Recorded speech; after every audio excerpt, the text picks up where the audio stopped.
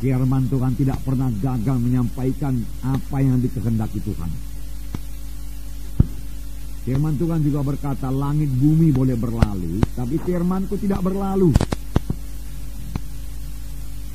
Alangkah sukarnya langit dan bumi ini berlalu. Tidak mungkin pun, saudara.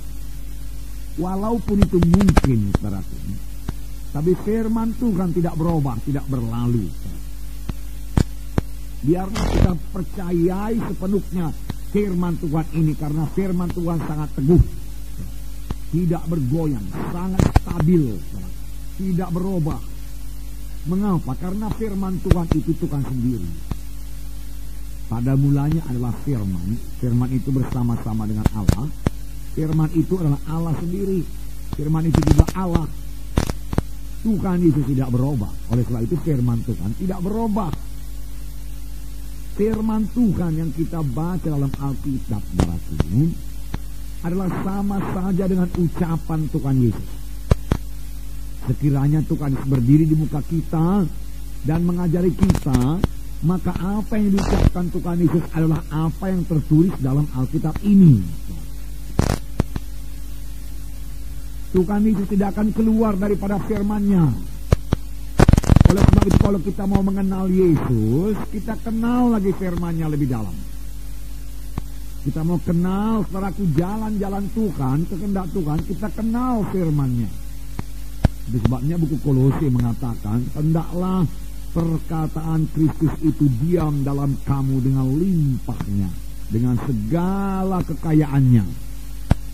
Jadi firman Tuhan kita berikan tinggal dalam hati kita dengan segala kekayaannya, jangan dengan miskinnya. Yaitu biarlah kita sebagai spons, ya saudaraku, yang mengisap air, ya.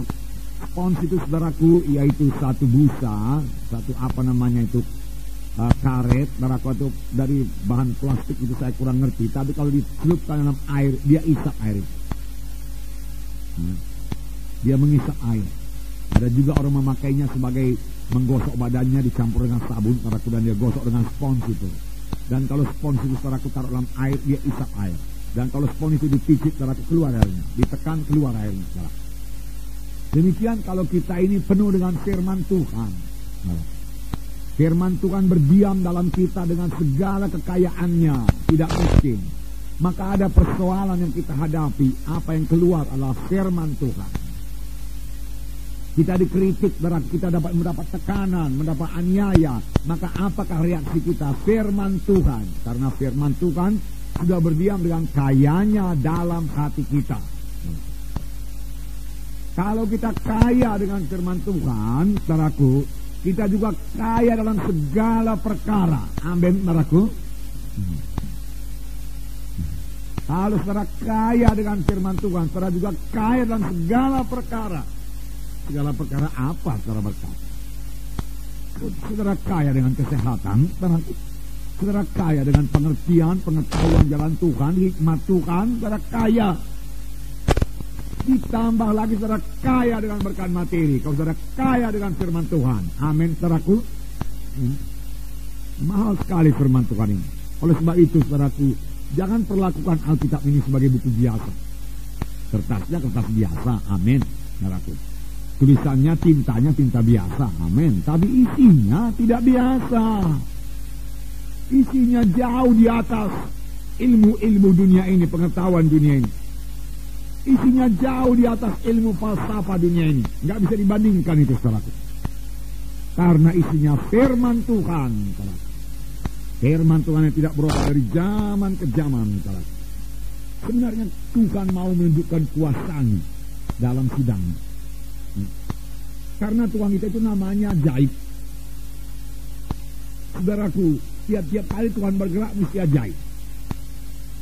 Mengapa gereja kurang mujizat Tuhan? Harus ada mujizat Tuhan. Mujizat itu membawa sukacita, membawa iman.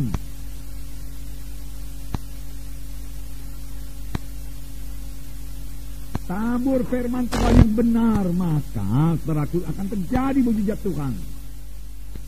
Kenapa? Karena firman Tuhan yang benar ditaburkan. Ada kuasa dalam firman Tuhan.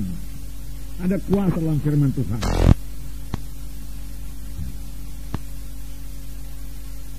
Saudaraku, waktu Tuhan Yesus menyembuhkan, yang dipakai Tuhan Yesus hanya firman Tuhan. Beberapa kali memang dia meletakkan tangan, tapi dia terus bicara. Dan apa yang diucapkan Tuhan Yesus itu firman Tuhan. Seorang yang sakit tepok diusung 4 orang, saudara sudah tahu ceritanya, mau berjumpa dengan Yesus dalam satu rumah di Kapernaum, karena Tuhan lagi mengajar di Kapernaum. Tetapi karena di muka pintu jendela penuh dengan jiwa-jiwa, dalam juga sudah penuh dengan jiwa-jiwa, mereka tidak putus asa. Mereka percaya pada Yesus.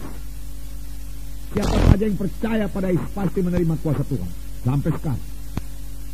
Lalu dia naik ke loteng, dia buka atap, dan dia buka loteng, dia ulurkan orang sakit tepok itu ke bawah. Tepat di muka Yesus. Marahkah Tuhan Yesus? Tidak.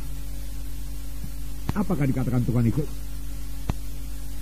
Kukatakan kepadamu, anakku, bangkit, angkat tempat tidurmu, berjalan. Orang itu percaya, dia bangkit, dia angkat tempat tidurnya, dan dia berjalan. Sembuh. Tuhan Yesus mengucapkan firman Tuhan. Firman Tuhan yang diucapkan itu berkuasa. Dan itu tertulis dalam Alkitab. Kalau Yesus, saudaraku, berdiri di sini, dia akan mengatakan hal yang sama juga. Bertobatlah, sebab kerajaan surga sudah dekat. Dia akan berkata demikian. Seberapa banyak orang yang menerima aku, anak manusia, maka kepadanya diberi hak menjadi anak-anak Allah. Dan seberapa banyak yang menerima, dia menerima keselamatan, lahir baru jadi anak-anak Allah. Kenapa? Karena ada kuasa dalam firman Tuhan. Kuasa dalam firman Tuhan. Jadi saudaraku, percaya, dari firman Tuhan ini juga kita mengenal kehendak Tuhan. Seorang yang sakit kusta berseru kepada Yesus, Yesus anak Daud, kalau engkau mau, engkau sanggup menyembuhkan aku. Itu Markus 1:41 kan? Kalau engkau mau, engkau sanggup. Dia tidak bimbang mengenai kesanggupan Tuhan itu. Sama seperti banyak orang Kristen sekarang. Orang Kristen tradisional pun tidak bimbang akan kuasa Yesus. Bisa, sanggup. Tapi apa mau Tuhan menyembuhkan saya apa tidak? Apakah Tuhan memperhatikan saya apa tidak? Saudaraku, kalau saudara selidik firman Tuhan, keselamatan adalah bagi semua orang. Semua orang bisa selamat, hanya dia percaya pada Yesus. Tapi bukan hanya keselamatan aja bagi semua orang, kesembuhan pun bagi semua orang. Tuhan tidak memilih-milih.